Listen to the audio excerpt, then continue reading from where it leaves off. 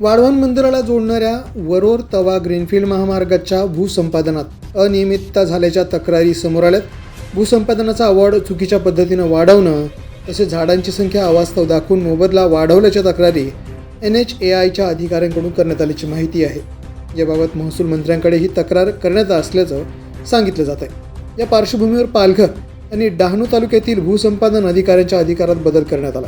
पालघरची जबाबदारी आता उपविभागीय अधिकारी श्याम मदनूरकर तर डहाणूची जबाबदारी सहाय्यक जिल्हाधिकारी विशाल खत्री यांच्याकडे सोपवण्यात आली. दरम्यान जमीन मालकांच्या हरकतींवर सुनावणी सुरू असून बांधकामे आणि झाडांच्या मोबदल्याचं मूल्यांकन अद्याप प्रक्रियेत आहे. पालघर तालुक्यात झाडांच्या मोबदल्यातील त्रुटी आढळल्यानंतर अंतिम रकमेत तब्बल 15 कोटी रुपयांची कपात करण्यात आल्याची माहिती आहे. शिगावसह डहाणू तालुक्यातील बावडा, चिंचोली आणि तनाशी येथे झाडांच्या मोबदल्यावरून आक्षेप नोंदवण्यात आले.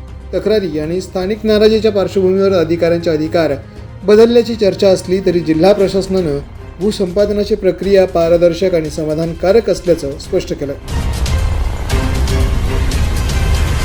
द पोलीस न्यूजसाठी अशरफ खान, उरण.